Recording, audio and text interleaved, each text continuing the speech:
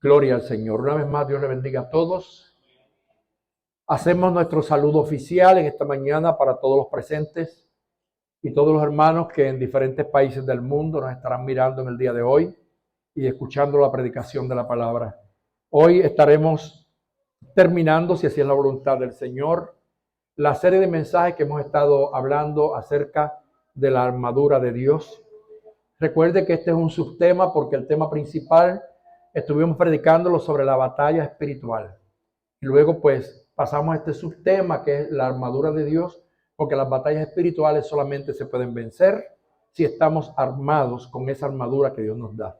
Y hoy pues estamos en el libro de Efesios, la epístola de San Pablo a los Efesios, capítulo 6 y el versículo 17. Efesios capítulo 6 y versículo 17, la parte B. Porque la parte A fue la que predicamos la semana pasada, que dice, y tomad el yelmo de la salvación, y la parte de hoy, y la espada del Espíritu, que es la palabra de Dios. Y la espada del Espíritu, que es la palabra de Dios. Cuando yo era muchacho, me acuerdo que se cantaba un cántico en las iglesias y decían, alzaré mi bandera, que todos vean. Y los cristianos todos levantaban la bandera y marchaban por el templo. ¿Cuántos nosotros levantan la bandera hoy? Esta es nuestra bandera. Esta es nuestra bandera. No es la monoestrellada ni la de 50 estrellas. Es la Biblia, la palabra de Dios, nuestra bandera. Que la levantamos con gozo, con alegría, con privilegio, con regocijo, porque un día nos llegó la verdad de Dios a través de la palabra del Señor. Así es que qué bueno, hermanos. Pueden sentarse. Bendecido el nombre del Señor. Todos los que han seguido estos mensajes saben que hemos hablado de los primeros 5 elementos o accesorios que eran utilizados en la armadura de un soldado romano, que es de donde el apóstol Pablo toma la ilustración para luego entonces hablarnos de la vestidura espiritual que debemos de vestir los cristianos como soldados de Dios para guerrear en el ejército del Señor. Estos 5 accesorios de la armadura de Dios hasta ahora han sido armas de defensa y de protección. Armas que el cristiano puede usar para defenderse contra los ataques espirituales que vienen de parte de nuestro enemigo, que es el diablo. Si usted mira el cinto de la verdad, es para guerrear contra la mentira. Porque cuando usted tiene la verdad en usted, no hay lugar para la mentira en su vida. Si habla de la coraza de justicia, lo reviste, le protege el corazón, le protege sus pulmones, para que usted viva justamente y practique todo lo justo. Lo injusto no puede tener parte en la vida del cristiano. Si toma el apresto, que es el calzado del Evangelio, entonces usted está preparado para promover la paz, porque se le identifica como el calzado o el apresto del Evangelio de la paz. Por eso tú y yo estamos tranquilos, porque la paz de Dios gobierna nuestros corazones.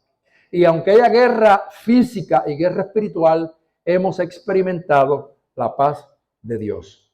El cuarto elemento es el escudo de la fe. Y este es necesario para luchar contra la incredulidad y contra la duda, porque la vida del cristiano todo el tiempo es por la fe.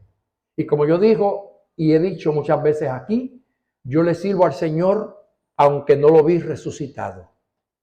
Yo le sirvo al Señor aunque no estuve en el Gólgota ni lo vi clavado en la cruz. Yo le sirvo al Señor aunque no caminé con Él como los apóstoles, pero lo creo por fe y soy bienaventurado. Porque la Biblia dice que son bienaventurados los que no vieron y creyeron. Por lo tanto, nosotros tenemos que tener el escudo de la fe para protegernos de toda duda y de toda incredulidad que venga en medio de nuestra batalla espiritual. Y luego el número 5 es el yelmo o el casco que protege la mente contra esos malos pensamientos que nos llegan, contra todos esos ataques que son dardos de fuego que muchas veces intentan turbar nuestra mente para que tomemos decisiones erróneas, pero como estamos protegidos, pues nuestra mente está en paz con Dios. Hoy vamos a entrar al último elemento, al último accesorio que se le conoce como la espada del Espíritu. Y aquí, fíjese cómo el apóstol la clasifica. Inmediatamente dice, tomad la espada del Espíritu, y él aclara y dice que es la palabra de Dios. Así que aquí entramos en algo que toma un curso distinto. ¿Por qué razón? Porque desde el primer accesorio hasta el número 5, todos son de protección y defensa. Pero cuando entramos al número 6, que es la espada es un arma de ataque. Es un arma de ofensa. Y aunque también sirve para defensa, porque yo no sé si usted ha visto los gladiadores, esos que están peleando con espada, o sea, los espadachines, que se les llama, ¿qué sucede? Que uno tiene una espada y el otro tiene otra, pero siempre la espada de este protege. Cuando el otro viene, la mete en el medio, no la deja que le dé el golpe, porque sirve para también defender. Así es que el apóstol Pablo utiliza ese símbolo o esa figura de lo que es la espada para hacernos entender que de la misma forma, escuche esto, que los soldados romanos la utilizaban, y a esa espada, escuche, se le conocía con el nombre de gladius. Gladius, de ahí nace la palabra gladiador. Entonces, la gladius estaba en las manos, y estaba en las manos de un hombre hábil, era letal. O sea, el que sabía usar esa espada, hay del que se enfrentara con él. ¿Sabe qué es esto? Simbólicamente, usted y yo tenemos la Biblia, que es la palabra de Dios. Y esto nos indica que hay que saber usarla. Porque no solamente es tener la Biblia o cargarla. Usted sabe que hay montones de gente que ve la Biblia simplemente como un amuleto. Yo he ido a casa de espiritistas, sí, porque he ido a casa de espiritistas, y tiene la Biblia abierta, y le tiene una vela prendida encima. O tiene la Biblia abierta, y le tienen una taza con café negro encima. O tiene la Biblia abierta en un salmo que para ellos supuestamente es de protección y que invoca a los ángeles. Entonces, cuando el apóstol Pablo está exhortando a los efesios y nos exhorta a nosotros, y usa precisamente la palabra original que es gladius, que es la palabra que se refiere a esa espada que cuando el soldado la tenía en la mano se convertía en un arma letal, lo que nos está diciendo a nosotros es, esa palabra que ustedes han recibido produce vida si la usas para defender el evangelio y para defenderte contra los ataques del mal, pero también esa espada mata. Entonces, yo tengo que valorar la Biblia, valorar la palabra de Dios y saber que es una herramienta de ofensa y de defensa. Pero le hice una aclaración. Si el soldado era un hombre hábil y sabía usarla, se convertía en un arma letal. Ojalá y los que hablan de Dios y los que hablan de la Biblia sepan usar la Biblia. Mire, a mí siempre me llamó la atención este pasaje que la Biblia habla acerca de David, cuando Saúl era atormentado por un espíritu malo. Y la Biblia dice que vino alguien y le dijo a Saúl, yo he visto en Belén a un hijo de Isaí. Y lo primero que dice es que sabe tocar. Escuche esto. Yo prediqué ese mensaje hace mucho tiempo aquí en la iglesia. Tal vez se acuerdan. Porque habían ahí 7 características que identificaban a David y que yo le puse como tema a aquel mensaje sabiendo, o sea, el arpa de la liberación. Porque hay 7 características que identifican a David en esa porción, y la primera era que sabía tocar el arpa. Cualquiera puede tener una guitarra. Yo tengo en casa 2. No sé ni dónde están ahora mismo, pero yo sé que hay 2. Pero yo me metí una vez a coger un curso de música cuando estaba en la escuela superior, y lo único que aprendí fue tundende en do mayor. Que es tundende en do mayor. De ahí nunca supe salir. Me di cuenta que yo tendría otros talentos, pero ese no. Sin embargo, mi hijo y mis nietos todos tocan la guitarra muy bien. Pero a cada cual Dios le da un talento distinto. Entonces, el ejemplo que estoy utilizando es, yo puedo tener en casa la guitarra, pero ¿de qué sirve la guitarra si yo no la sé tocar?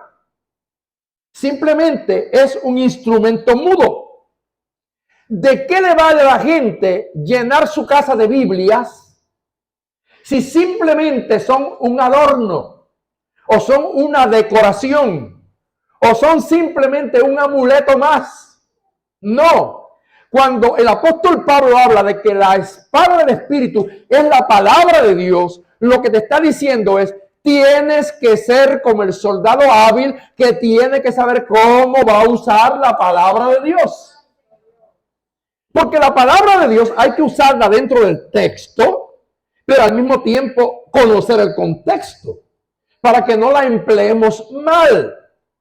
Por eso es que, disculpen que voy a mencionar una secta, y que mucha gente no quiere que uno lo haga, pero usted ve, por ejemplo, la secta de los testigos de Jehová. Ellos van a su casa a visitarlo, ellos tienen un mal hábito, y es que no dejan que usted hable. Ellos van a su casa y ellos quieren hablar, pero cuando usted va a hablar, ellos ya se van. Entonces, cuando usted los ve hablando, siempre ellos utilizan textos fuera de contexto. O sea, unos textos como volátiles, uno de aquí, uno de allá, que no tiene que ver nada con lo que verdaderamente están hablando. Pues mire, no es cuestión de yo decir yo tengo religión, o yo soy evangélico, o yo soy pentecostal, o yo soy cristiano. Es que tú tienes una espada en la mano que Dios te ha dado de gratis, que no pagaste por ella, y Él quiere que tú aprendas a usarla. Y esa palabra, esa espada es la palabra del Señor. Entonces, basta ya de que la gente vea la Biblia como un amuleto. Es hora de que escudriñemos la Biblia. Hubo una ilustración que yo escuché cuando era muchacho y nunca se me olvida, de que una hermana tenía unos espejuelos y se le perdieron. Y pasó muchos días, meses, y no encontraba los espejuelos. Y fue donde el pastor de la iglesia y le dijo, pastor, mire, ore por mí. Yo casi no veo porque se me perdieron los espejuelos. Y los he buscado en todos lados y no encuentro mis espejuelos. Y el pastor le dijo, los buscó en la Biblia. Hacía meses que ella no leía la Biblia. La última vez que leyó la Biblia, había puesto los espejuelos dentro de la Biblia. Si hubiera ido a la Biblia a buscar, hubiera encontrado los espejuelos. Pero como perdió el hábito de leerla, estaba casi ciega porque los espejuelos estaban dentro de la Biblia. O sea, la Biblia no es un libro simplemente para cargarlo, porque la Biblia no es el Quijote de la Mancha. La Biblia no es el Cid campeador. La Biblia no es el libro de Mormón. No, hermanos, la Biblia es la palabra de Dios. El Logos de Dios. Bueno, es tan tremendo que hay una porción de la Biblia que dice, en el principio era el verbo, el Logos. Escuche esto. Y el verbo era compañía, y el verbo era Dios. Así que cuando yo hablo de la palabra de Dios, estoy hablando de Dios mismo. Porque Dios está manifestado en su palabra. ¿Sabe que teológicamente, lo que han estudiado, hay dos clases de revelaciones? Hay una revelación que se le conoce como la revelación general. La revelación general es que los seres humanos podemos ver a Dios en todo lo que Él creó. ¿Cómo tú me explicas a mí que un árbol tiene el tallo o el tronco marrón, que las hojas son verdes y que echa una flor roja? Explícame por dónde le pasa la pintura para pintar la flor. Y no solamente eso, y la flor tiene olor. Y esa flor no se queda flor. Ella se poliniza y se convierte en un mango, o en una, ¿cómo se llama? Guayaba, o en una fruta para el consumo tuyo y mío. Eso se llama revelación general, porque no hay nadie que pueda hacer algo tan grande como Dios. Ningún hombre puede crear un árbol. Simplemente mírate a ti mismo. Yo me miro a mí mismo. Yo veo a Dios en mí. Y yo soy parte de la revelación general. ¿Sí? Porque cuando yo me pongo a mirar que yo tengo un cuerpo que es tan perfecto, o sea, y digo yo y tú, que Dios le puso el corazón para que bombee la sangre, los pulmones para que respire, un estómago para que comas, te alimentes, un hígado para que distribuya y comillas. Es más, nos puso hasta un apéndice, que es una cosita chiquitita de la tripita, para que recoja los tóxicos y los venenos de tu cuerpo y que no se te rieguen en la sangre. Oiga, qué Dios sabio, qué Dios perfecto. Pero yo mirando la revelación general de Dios, yo no puedo salvarme. Porque simplemente eso me hace entender que hay un ser supremo. Ahora, la segunda parte se llama la revelación especial. La primera le dije, la revelación general, que yo veo a Dios en toda la creación.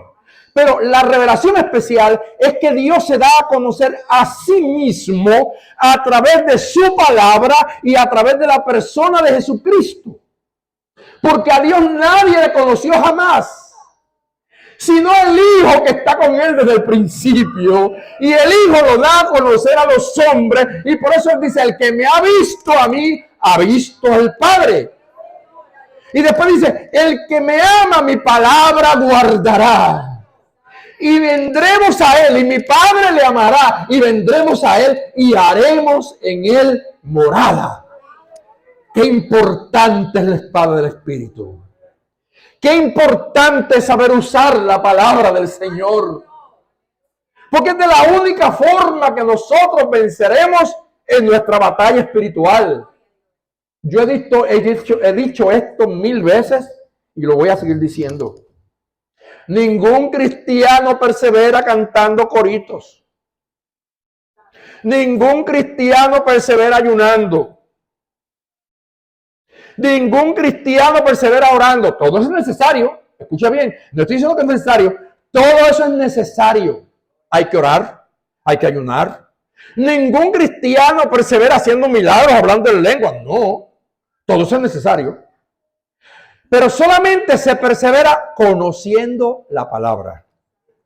Porque cuando tú conoces la palabra, todo lo demás viene por la palabra. Y venga lo que venga, la palabra es la que te va a ayudar a perseverar. Los que tenemos mucho tiempo sirviendo al Señor, como yo que tengo 66, la hermana Carmín que tiene 80 y pico, o sea, 70 y pico sirviéndole a Cristo, la hermana Unice que siguió en el Evangelio, sabemos que durante el trayecto de nuestra vida hemos tenido que lidiar, hemos tenido que batallar, nos han venido enfermedades terribles, pruebas difíciles. ¿Pero qué ha pasado? La palabra nos ha mantenido firmes en el Evangelio. No nos hemos movido. Porque fíjese, durante todo mi proceso, ¿sabe cuántos años yo estuve sin poder arrodillarme a orar? Más de 3 años. Que yo no podía doblar mis rodillas. Y si me arrodillaba, me caía y tenían que levantarme porque no podía levantarme. Así que, si para usted ponerse de rodillas a orar, pues entonces yo por 3 años no hubiera podido orar. Pero yo conocía la palabra y como yo conocía la palabra, yo sabía que el acto de arrodillarme es un acto de humillación y reverencia ante la presencia de Dios, pero que mi Dios me escucha aunque yo no pueda arrodillarme, y si sentado oro, Él me escucha. Y si de pie oro, Él me escucha. Y si acostado oro, Él me escucha. Y si voy en el carro, Él me escucha. Entonces la palabra me hace entender que yo debo de orar sin cesar. Eso me lo dice la palabra. Que cuando yo conozco la palabra me ayuda a perseverar en la fe. Es necesario, hermanos. Mire, esa espada era utilizada por los soldados romanos. Como le dije antes, se conocía como la gladius y era muy letal. Esa gladius se le llegó a conocer como la espada que conquistó al mundo. Era una espada larga, esa que usaban los romanos. Había 2 espadas, una larga y una corta. Pero esa larga, la que se llamaba gladius, se le llegó a conocer como la espada que conquistó al mundo porque Roma se hizo poderosísima por aquellos que tenía, aquellos espadachines que tenía, que sabían utilizar esa espada. Ahora, había una característica, varias características, y una de ellas era que esa espada, la gladius, era afilada por los 2 lados. Tenía 2 filos. Y eso es muy importante. Usted conoce un machete, se afila por un lado. Usted conoce un cuchillo por un solo lado. pero la espada no. La espada era afilada por los dos lados. Así es que cortaba para arriba y cortaba para abajo. ¿Qué significa esto? Cuando yo lo relaciono con la palabra de Dios, que este mensaje que yo estoy predicando hoy me está cortando a mí y te está cortando a ti. Son dos filos. O sea, el que está aquí en el altar hablando de la palabra de Dios, no se exime, no está exento de que esa espada también lo esté cortando, lo esté edificando, lo esté hiriendo, lo esté sanando, porque le dije que es espada de ofensa y defensa. Así que yo tengo que estar seguro de la importancia que debe tener la palabra de Dios en mi vida para yo poder vencer en esta guerra espiritual que tengo, que tienes y que tendremos hasta el día en que nos vayamos con Cristo de esta tierra. Entonces, dice que esa espada no solamente era afilada por los dos lados, sino que la punta, se le afilaba de tal forma que podía perforar hasta una armadura de metal. ¿Sabe lo que es eso? Esa espada llamada gladius, que usaba el soldado romano, afilada por un lado, afilada por el otro, se le afilaba la punta de tal forma que cuando el que la utilizaba iba de frente, cuando él con toda su fuerza y poder la introducía, hasta una armadura de metal la podía atravesar. Oiga, esa es la palabra de Dios. Mire, es tan tremendo que el escritor a los hebreos, mire lo que dice. Dice en Hebreos 4, 12 y 13. Porque la palabra de Dios, número 1, es viva. O sea, el libro, la palabra de Dios, no es letra muerta, como las leyes de los hombres. Porque las leyes de los hombres son leyes muertas, letras muertas. Un ejemplo, hablando de Puerto Rico, un ejemplo. Hoy en día nosotros tenemos un problema porque los planes médicos en Puerto Rico lo que quieren es lucro. Entonces, a usted le recetan un medicamento y cuando vaya al plan no lo aprueba. Porque le sale caro a ellos y le dan lo que el plan quiere. Porque a mí me ha pasado. A mí después de mi trasplante me han recetado algunos medicamentos, por ejemplo, una inyección que se llama Prolia, que me tienen que poner cada 6 meses directamente aquí al hígado, porque mis huesos se van desgastando. Y yo tuve que batallar tremendamente, porque cuando me la aprobaron no querían dármela de alguna forma. El médico tenía que mandar un montón de evidencia de por qué me recetaba eso. Pues señores, porque la necesito. Simplemente porque la necesito, me la tienen que dar. ¿Pero qué pasa? La mayor parte de los pacientes en Puerto Rico tienen esa batalla. Y yo recuerdo que cuando la gobernadora Wanda Vázquez estaba en el poder, hicieron una ley aquí en Puerto Rico que ella la promulgó por la televisión y dijo que a partir de ese momento esa ley iba a entrar en acción y que ningún plan médico podía cambiar el medicamento que un médico recetara o disminuir la porción la dosis que se le daba. Esa es letra muerta. Porque ya hace 2 años que está el nuevo gobernador y ya Wanda hace 3 años que no está gobernando. Y esa ley está aprobada, está escrita y está guardada en una gaveta porque eso es letra muerta.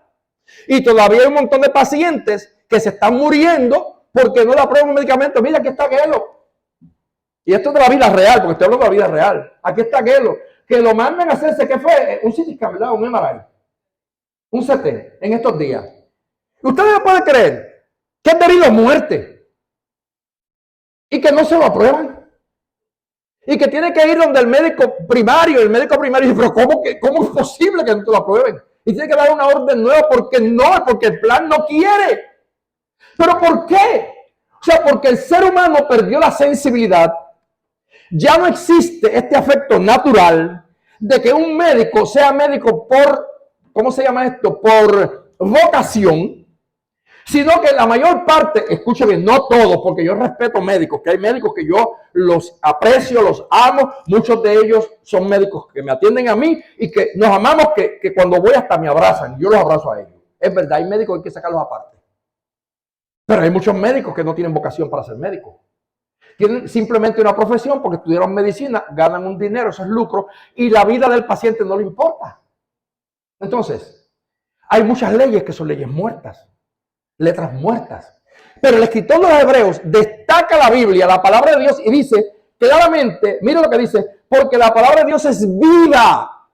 Así que no crea que este es un libro que pasó de moda. Este libro, la palabra de Dios, han querido desaparecerlo. La han quemado, la han recogido los países comunistas. Pero esta palabra es viva y sigue dando vida. Y todo el que la recibe, la conoce, vive aunque esté muerto espiritualmente. Porque es la única medicina que devuelve la vida al ser humano muerto en el espíritu. Y además de eso dice que es eficaz. O sea, causa efecto. No es cualquier cosa.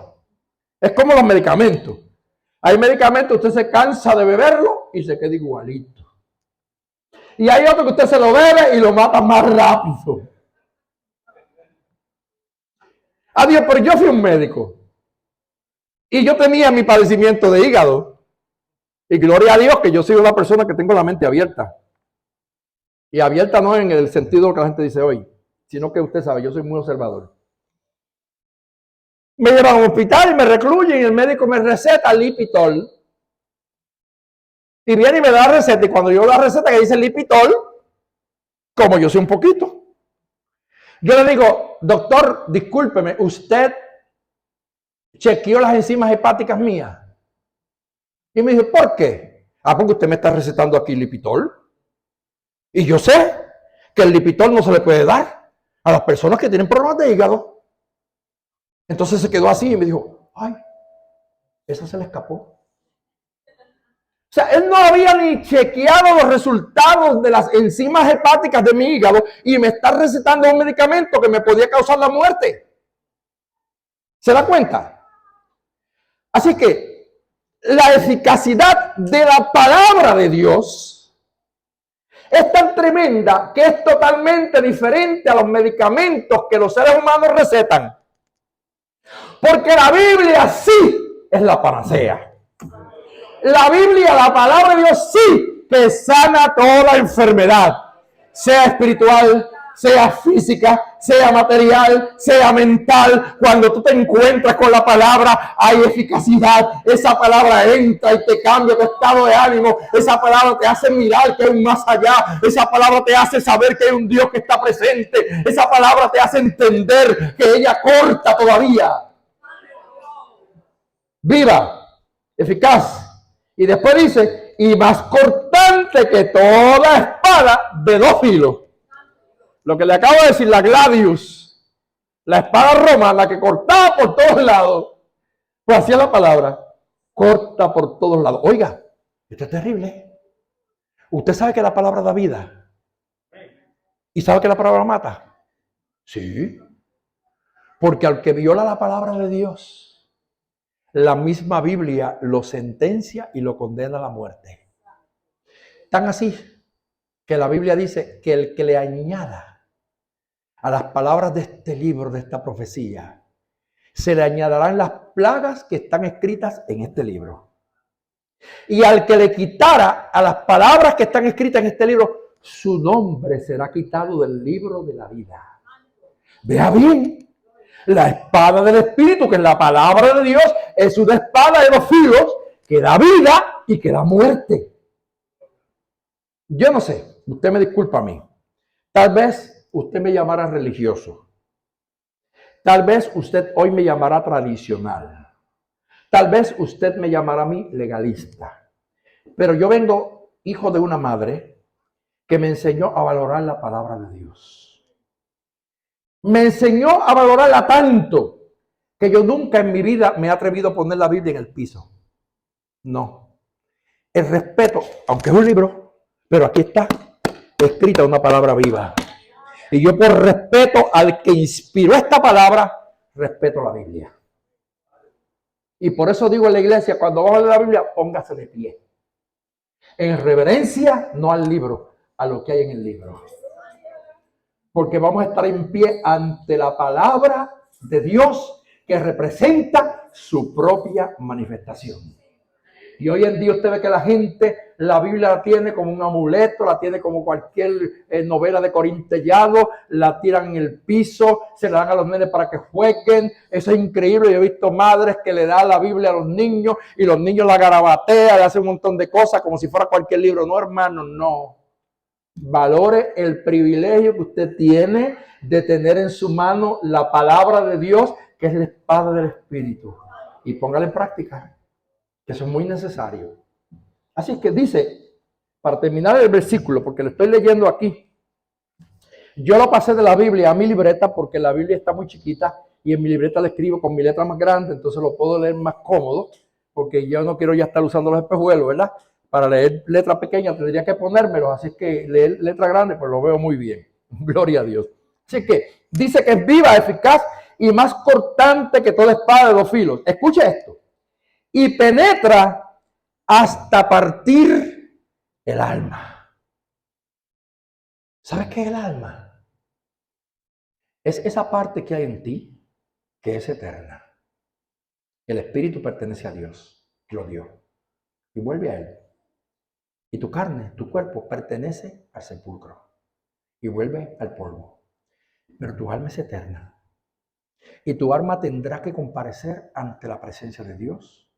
Porque la Biblia dice, todos compareceremos ante el tribunal de Cristo para dar cuenta de lo que hicimos mientras estuvimos en el cuerpo. Entonces, para que un alma sea transformada, tiene que ser traspasada por la palabra de Dios. Porque el alma es el asiento de tus pasiones. Y a veces las heridas que hemos recibido en esta vida son tan difíciles que nuestras pasiones se ponen duras. Se ponen impermeables, o sea, ya no hay gota ni agua que le entre, no hay espada, no hay nada que lo traspase, pero sí la palabra. Yo he visto corazones de gente dura, rebelde, como aquel francés que yo encontré una vez en el avión, y de momento empezamos a hablar, y yo empecé a hablar francés con él, y de momento él me dice, ¿usted es francés? Y yo, no, yo soy puertorriqueño. Y me dijo, ¿y por qué tú hablas francés?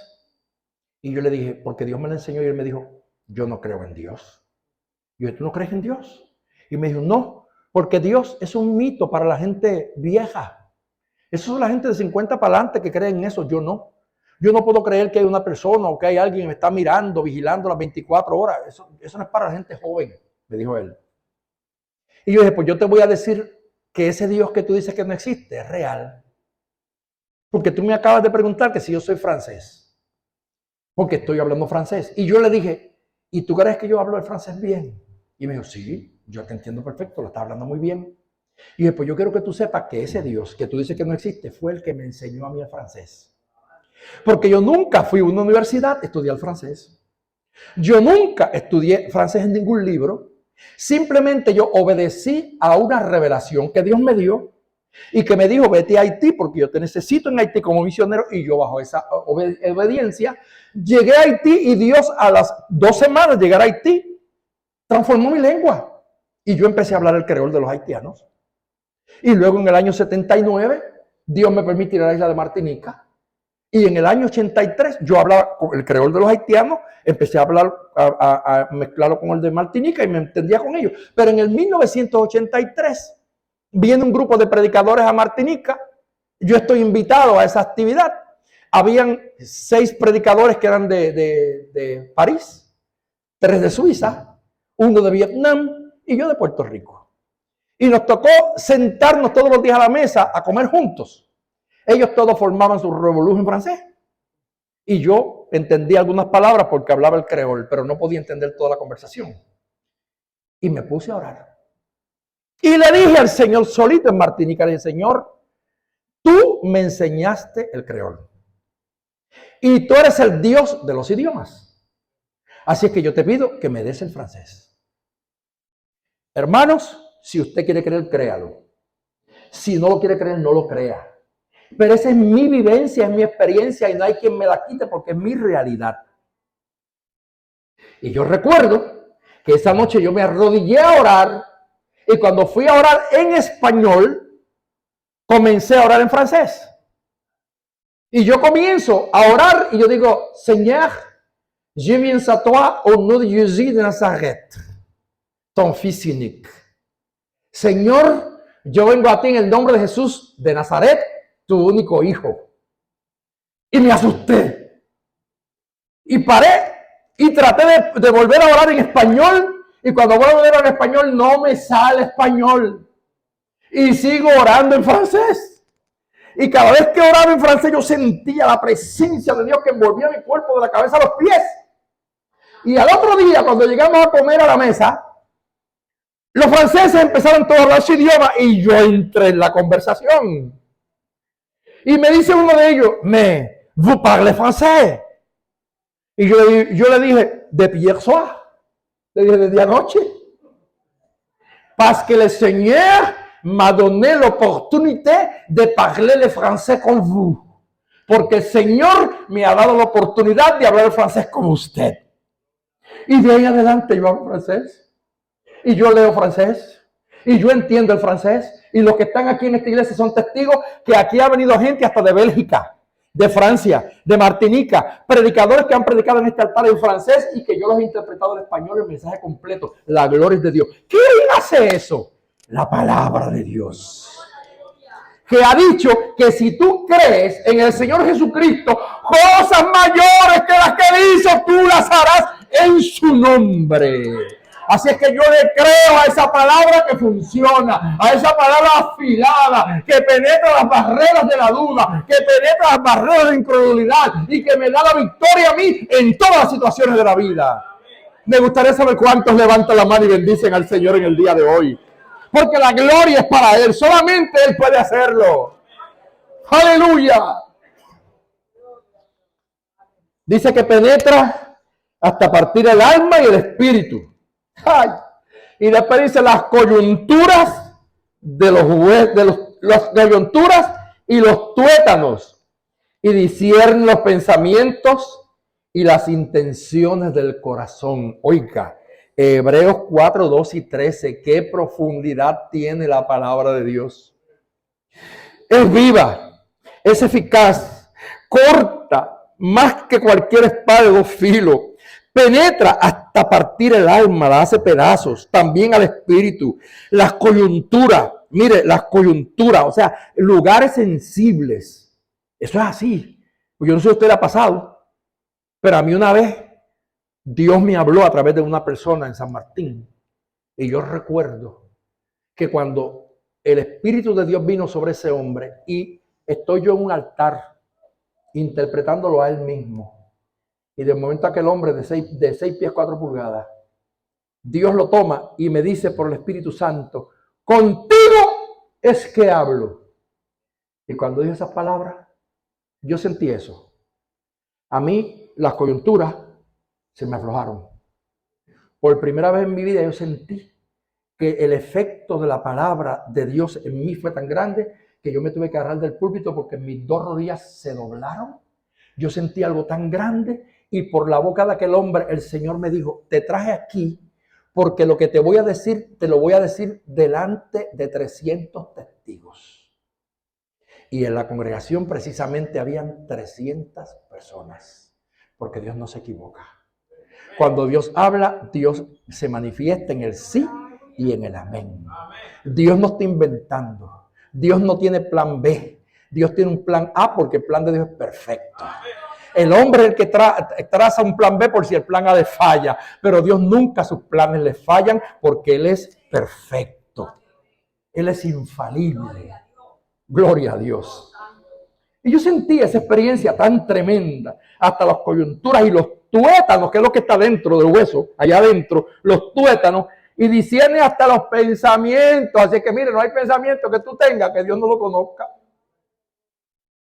¡Ja! ¡Qué terrible! Y sabe que nos pasan alrededor de 80,000, ¿verdad? Diarios por la mente. ¿Saben cuántos pensamientos nos pasan por la mente diariamente? Y de eso la mayoría son negativos y solamente un porcentaje pequeño son positivos. Y Dios los conoce toditos. Ahora escuche bien, hermano. El que tú pienses no es pecado. Puede llegarte el peor pensamiento a tu mente y no es pecado mientras tú no lo lleves al corazón o lo ejecutes. Porque a todos nosotros nos vienen pensamientos negativos todos los días, porque ese es parte del bombardeo de nuestro enemigo. La Biblia dice que él lanza como saetas de fuego. Pensamientos ahí que llegan, flashean, y te llega un pensamiento aquí, pero tú tienes inmediatamente que bloquearlo y echarlo fuera. Y como yo dije un día, hay experiencias que tú tienes en la vida que te marcan y cada rato vuelven. ¿Sabes qué yo hago? Yo las bombardeo con pensamientos positivos. Si me llega un pensamiento de un momento en que sufrí mucho, me hicieron llorar, me maltrataron, me injuriaron, eso es verdad que llegó el pensamiento, inmediatamente yo lo paso delante y pongo un testimonio donde yo vi a un enfermo de SIDA que le puse las manos en una iglesia y el Señor lo sanó de SIDA. Gloria a Dios, y se me olvida lo malo. Es verdad que me golpeaste, es verdad que me empujaste con ímpetu para destruirme, pero Jehová me levantó. Jehová me recogió. Si tú tienes que aprender en esta batalla espiritual, en esta batalla mental, que la palabra de una espada de dos filos. Cita la palabra. Cítala en el nombre del Señor. Mire, voy a seguir porque es que esto es demasiado largo. El tema de la espada de la palabra tendría que ser para ver el domingo. Mire, la palabra de Dios es aún más afilada que la gladius, la espada que le dije que se usaba en Roma. O sea, ¿es la espada del Espíritu solo un arma ofensiva? No. Es un arma que también me defiende. Por eso, la palabra es tan necesaria para nosotros defendernos de los ataques espirituales. Un ejemplo clásico es Jesús mismo. Si usted se va a la Biblia, en el libro de Mateo capítulo 4, relata la tentación de Jesús.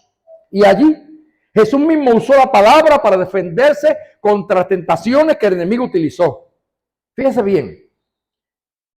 En primer lugar, le dice Satanás, saliendo del ayuno de 40 días, que tiene hambre, está débil. Si eres hijo de Dios, siempre Satanás tratando de imponer la duda y sacándole en cara a Jesús lo que era, porque Satanás sabía que Jesús era hijo de Dios.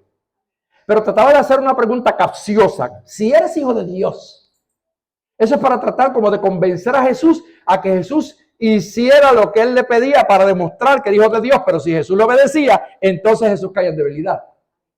Entonces tú tienes que saber bien que el enemigo usa una estrategia. Por eso es que yo digo a ustedes, pregunta que no le hagan, respuesta que tú no des, porque somos enlazados con lo dicho en nuestra boca. Entonces, Jesucristo, cuando él le dijo, si eres hijo de Dios, haz que estas piedras se conviertan en pan. Oiga, usted dirá, Dios mío, pero era 40 días de ayuno, hermano.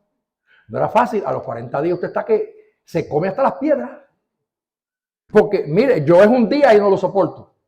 Porque yo le he dicho 1000 veces, cuando yo tengo hambre a mí ni me hablen. Denme comida primero y después no sentarme hablamos. Pero cuando yo tengo mucha hambre, a mí me empieza a doler la cabeza, me empieza a temblar las manos, las rodillas me tiemblan y el humor se me pone pero negro. Así que es mejor que me den de comer algo, ya casi me conocen. Y siempre trato de que la comida esté a tiempo, porque cuando me da hambre la cosa se pone difícil para mí. Tal vez por la situación que mi cuerpo es, ¿verdad? Pero 40 días de ayuno y ahora Satanás viene y le dice, convierte esas piedras en pan, porque es que está saliendo del desierto y ahí no hay nada más que comer. ¿Y sabe qué hizo Jesús? Inmediatamente utilizó la palabra. Y Jesús lo llevó, ¿sabe a qué? Deuteronomio capítulo 8, versículo 3, que estaba grabada esta palabra. Decía, no solo de pan vivirá el hombre, sino de toda palabra que sale de la boca de Dios.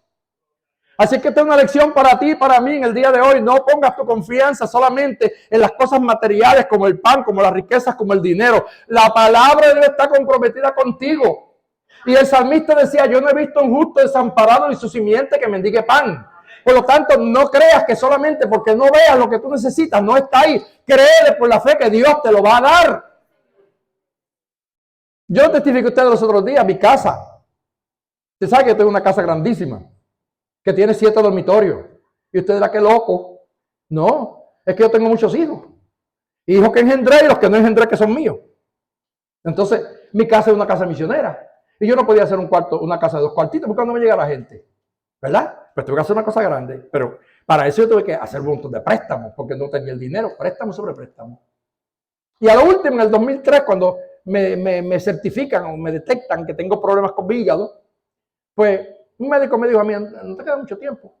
y la casa todavía estaba a la mitad y yo me dio como un susto. La fe como que se me debilitó un poquito y corrí, vine a Puerto Rico y me metí y hice una hipoteca. Hipotequé lo que había hecho de la casa. Y después que la hipoteca me dio un susto tan grande. Y Dios mío, esa hipoteca es larga. Yo la voy a saldar cuando esté viejo, dije yo. Y yo veía la vejez por allá, por Jurutungo viejo. Yo no veía la vejez tan cerca. Ni veía los 60 años cerca, yo lo veía eso por allá. Pero hipotequé la casa, pagué para que me ayudaran a terminar lo que yo no podía hacer. Empecé a vivir mi casa y después había que pagarla mensualmente. Y decía, Padre Santo, el pagar es alto. Y Dios siempre, mes por mes, me suplió. Amén. Le tengo que decir, pasaron 20 años, escuché esto, nunca di un pagaré tarde. Amén.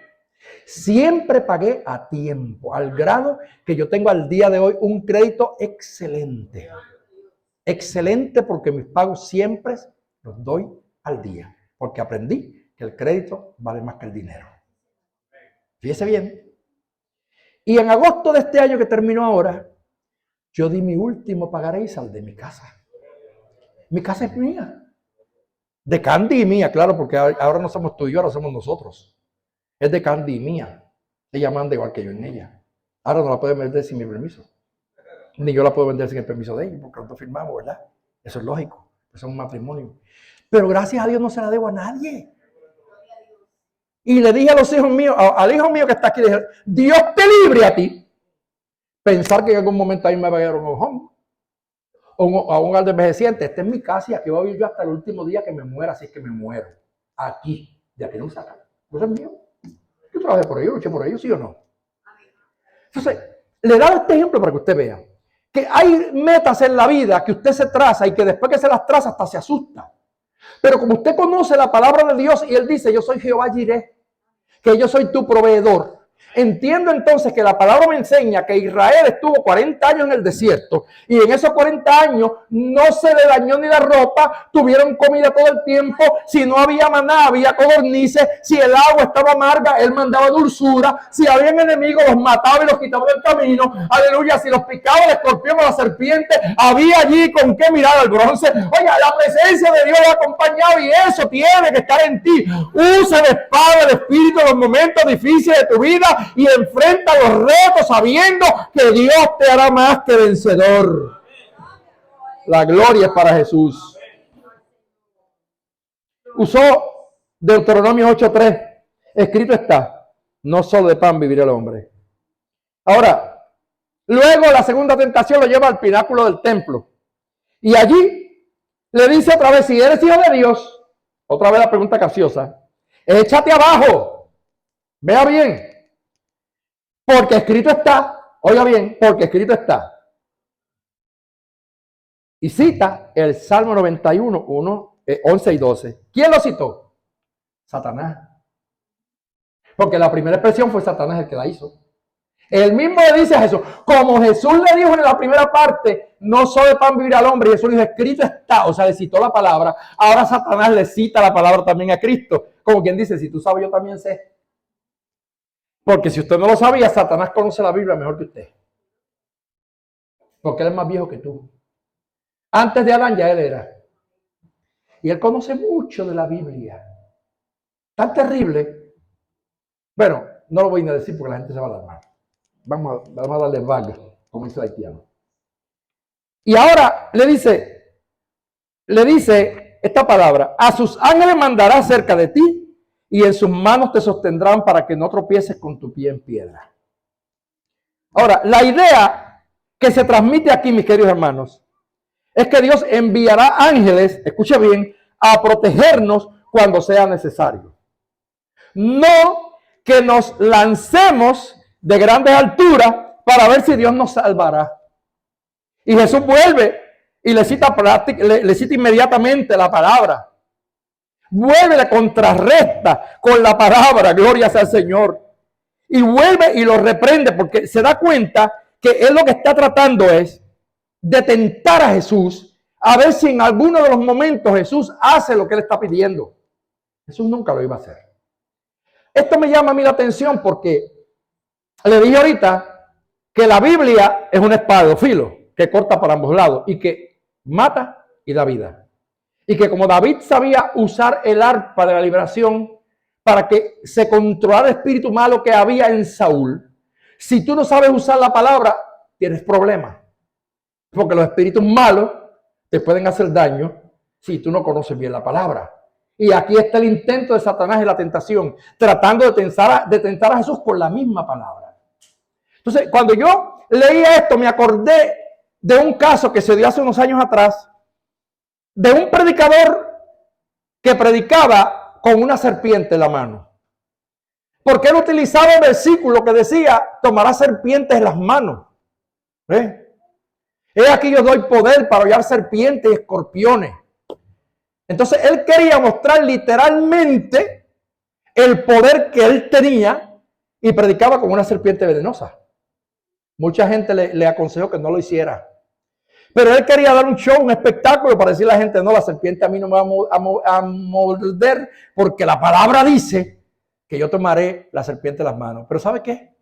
Un día en medio de la predicación la serpiente lo mordió, lo envenenó y lo mató. ¿Qué pasó? Lo que pasa es que eso se llama tentar a Dios. Yo no puedo pretender que Dios haga milagros a mi antojo y que haga cosas para que Dios le pruebe a la gente que Él está conmigo. No. A sus ángeles mandará cerca de ti que te guarden en todos tus caminos. En sus manos te llevará para que tu pie no tropiece en piedra. Pero eso significa que en los momentos de encrucijada, los ángeles están a tu servicio porque son administradores a favor de los que han de heredar la vida eterna, dice la Biblia. Entonces me acuerdo de una joven que una vez fue secuestrada. Esto hace muchos años, fue para los años 70. Y yo escuché el testimonio cuando aquella muchacha la secuestraron unos hombres, la metieron en un ¿cómo se llama? En un carro, la sentaron en el asiento de atrás, un tipo acá, y entonces el que iba guiando y el que iba al frente, pues iban burlándose y diciéndole todo lo que iban a hacer en el camino, porque la iban a violar, que la iban a matar. Se llamaba Carmen, pero Carmen tenía la Biblia en la mano porque ella había salido para ir al culto, y era camino al culto que la secuestraron. Y cuando ella tiene la Biblia en la mano así, ella está llorando, está temblando porque los maleantes la van amedrentando con sus palabras. Y ella se acordó de que tenía en la mano la palabra de Dios. Y Carmen no era una cristiana de costumbre, sino una cristiana de experiencia. ¿Y sabe qué hizo?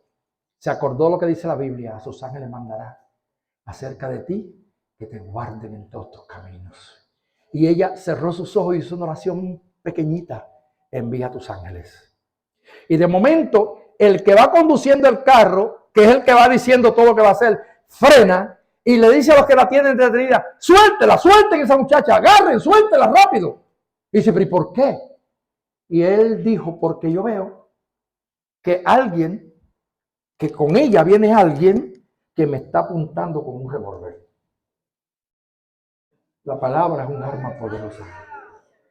El Espíritu de Dios hizo que el mismo chofer, el malo, el que había secuestrado a la muchacha, viera por el retrovisor que donde está ella sentada hay un personaje que lo apunta con un revólver. El ángel de Jehová acampa alrededor de los que le temen y los defiende. A sus ángeles mandará cerca de ti que te guarden en todos tus caminos. Así que ahí es que Dios se glorifica. Cuando hay encrucijadas en tu vida, Dios está dispuesto a ayudarte, pero no es cuestión de que yo me meta en la boca del lobo adrede, a propósito, para después decir: ahora Dios mire lo que va a hacer. Ajá.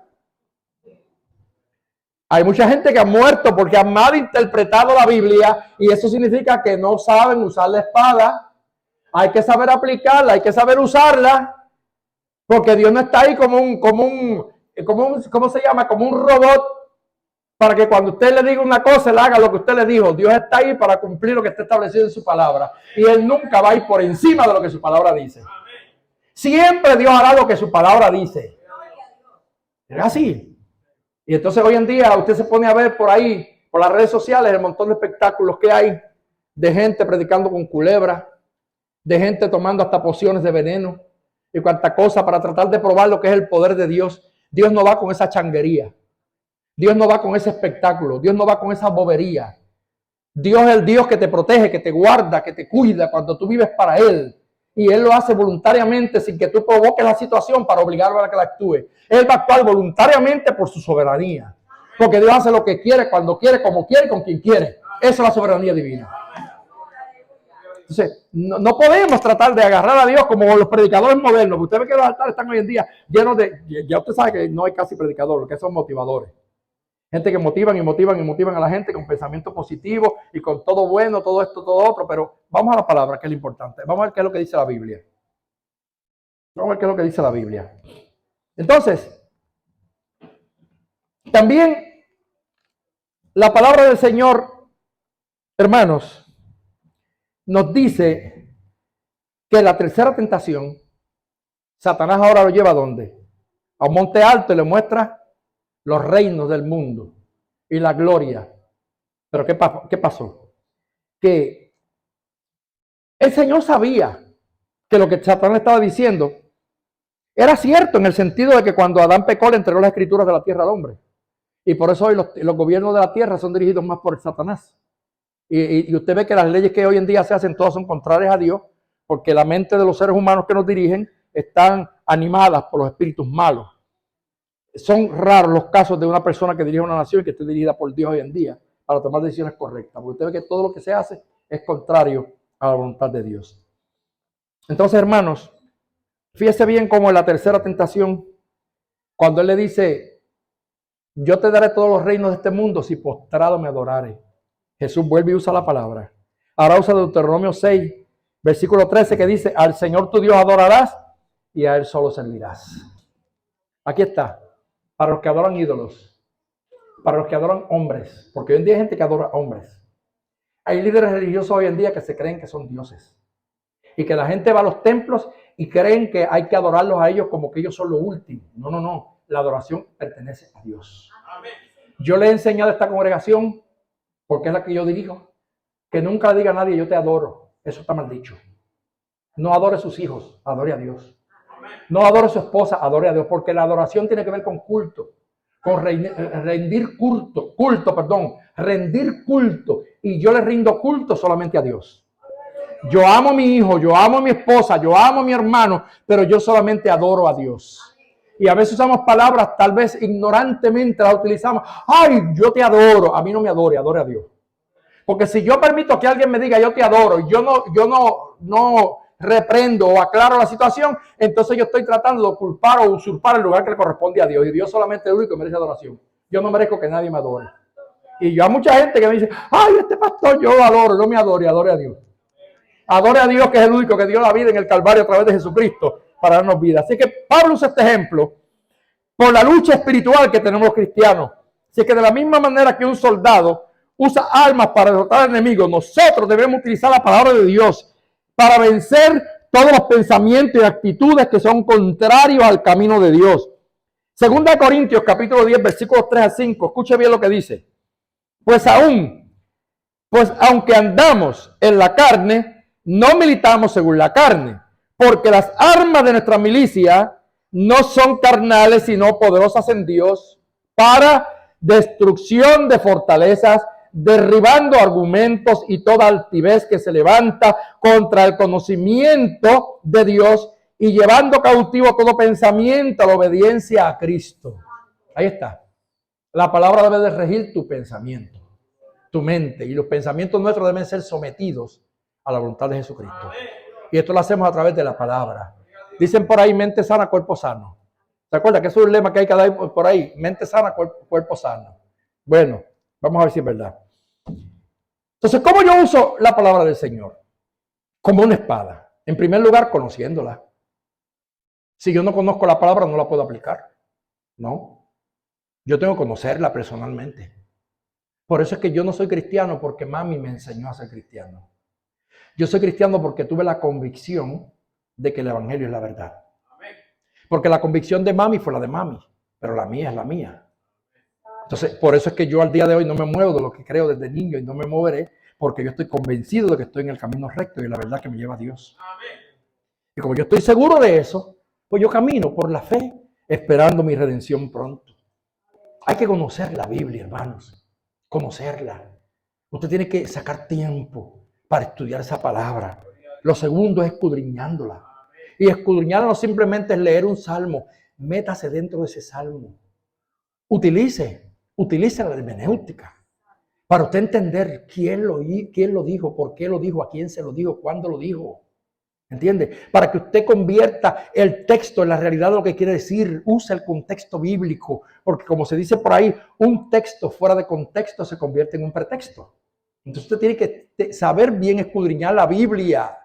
Y hoy en día el pueblo perece porque le falta conocimiento, porque la mayor parte de los cristianos en nuestros días ya no leen Biblia. La mayor parte de los cristianos pasan 5 horas metidos en Facebook, 4 horas en Instagram, 3 en WhatsApp, y cuando vienes a ver no tiene tiempo ni para dormir. Se acabaron los amenes. Pero es que es la realidad. Pero ¿cuánta gente saca por lo menos 15 minutos para leer la Biblia un ratito? Eso pasó a la historia. Eso pasó de moda. Pues tristemente, de la misma forma que aquellos cristianos de otros tiempos perseveraban firmes en la fe y nadie los sacaba, porque miren, los cristianos antes se convertían como el matrimonio. Ustedes no se dan cuenta que los matrimonios de antes eran por vida. El matrimonio de antes era como la paloma. ¿Se acuerdan del mensaje que yo prediqué aquí de 10 características de la paloma? Hace muchos años. ¿Usted sabía que la paloma se casa por vida? La paloma y el palomo se casan por vida. Ellos viven juntos hasta que uno de los dos se muere. Y muchas veces se quieren tanto el palomo y la paloma que cuando uno de los dos se muere, el otro también se muere de tristeza. La paloma y el palomo se expulgan, se sacan los piojitos, se besan, se alimentan el uno al otro, comparten la incubación de los huevos. El palomo calienta los huevos de 10 de la mañana a 5 de la tarde y la hembra se mete de 5 de la tarde a 10 de la mañana. Cuando nacen, el palomo alimenta un pichón y ella alimenta el otro, hasta que luego, cuando ella comienza a enlistarse para poder de nuevo, él se hace cargo a los dos y cría los dos pichones. Una cosa increíble. Son 10 características, pero es otro mensaje de otro tiempo. Mire, entonces, la gente de antes era así. ¿Verdad que sí? Que los viejitos se casaban hasta que la muerte los separara. Pero hoy no. Hoy los matrimonios son de 3 años. Si acaso. Algunos de 7, algunos de 10. Y yo sé que hay muchos casos que son razonables. O sea, no estoy diciendo que no se puede dar. Claro que se puede dar en muchos casos. Pero lo que pasa es que la mentalidad de hoy es distinta a la mentalidad que el tiempo, porque la gente antes tenía como un compromiso moral con Dios y con los hombres. Y hoy en día se ha perdido el compromiso con Dios y también con los hombres. Y por lo tanto la gente vive en una vida donde no hay sustancia, donde no hay firmeza, donde todo es como voluble, como que todo es, usted sabe, así, como se tambalea todo, los hogares se tambalean, los hijos se tambalean, la economía se tambalea y así está el mundo tambaleándose. Pero los que conocemos la palabra del Señor, la escudriñamos y después de escudriñamos, ¿qué hacemos? La ponemos en práctica. Así es que primero la conozco, la escudriño y la pongo en práctica. Y cuando la pongo en práctica estoy enseñando que verdaderamente valió la pena conocer a Dios y verdaderamente valió la pena consultarlo. Mire, vea lo que dijo el salmista. De todo mal camino contuve mis pies para guardar tu palabra y no me aparté de tus juicios. ¿Oyó esto? De todo mal camino contuve mis pies. Cuando usted conoce la palabra, ¿hay lugares a los que usted no entra? No. Porque usted sabe lo que hace un cristiano evangélico en una discoteca. ¿Qué hace un cristiano metido en una discoteca? Bueno, si aquí va alguien, dígamelo.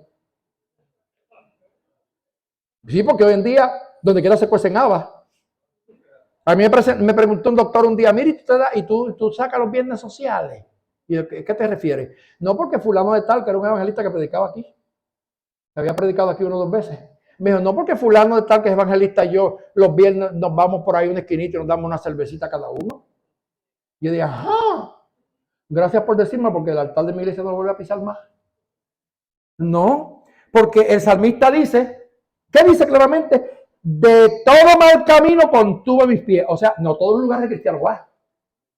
Un cristiano no se mete a cualquier fiesta. Un cristiano no se mete a cualquier bureo, como decía mi abuela. No se mete a cualquier festividad sin antes saber que el lugar donde está no pone en peligro y en riesgo su alma.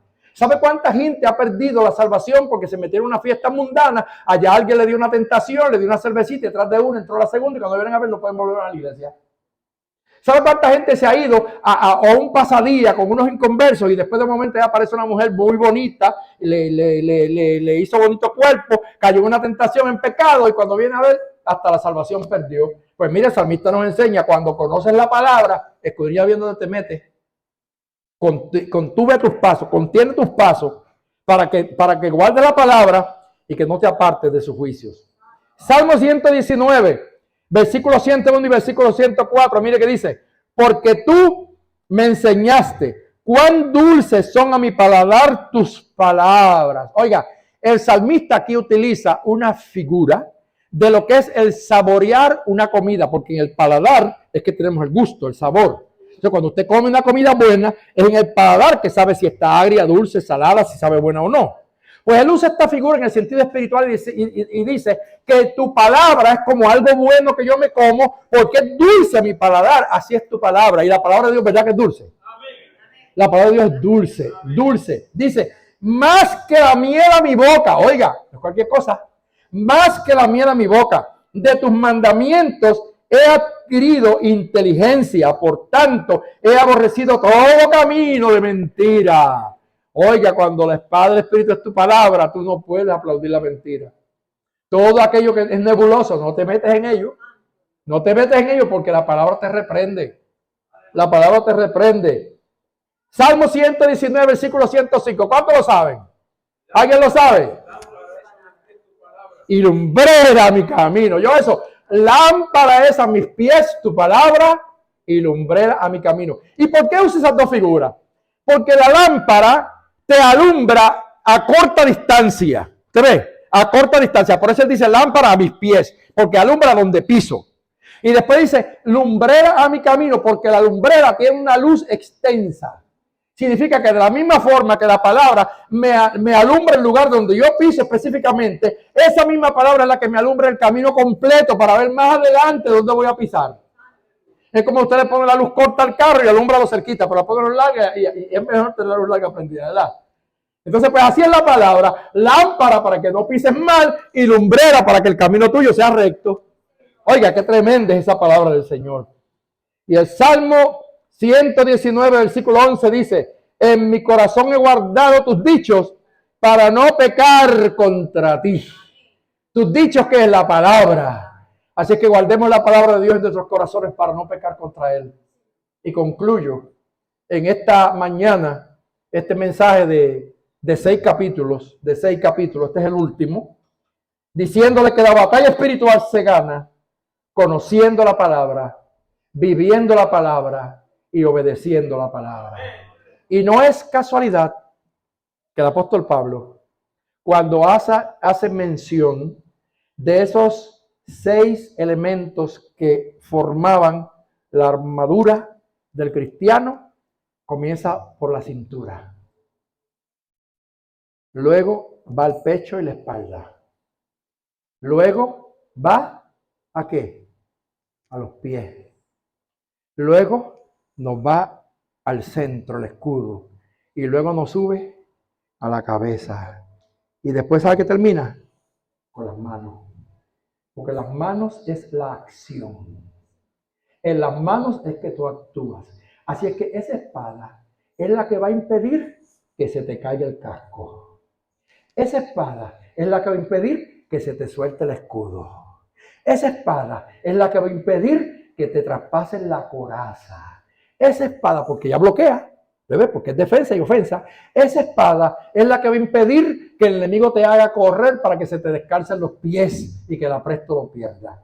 Así es que, mis queridos hermanos, sin esa espada, las demás partes de tu armamento espiritual estarán simplemente como un lujo, como un adorno, pero no tendrán efectividad, porque el centro está en la palabra de Dios, la espada del Espíritu. Que Dios le bendiga. Deus t'abençoe. Que mon Dieu benino, que Dieu vous bénisse, que Dios le benedica. a los que hablan diferentes idiomas que me ven, a todos que el Señor los bendiga esta mañana. Amén.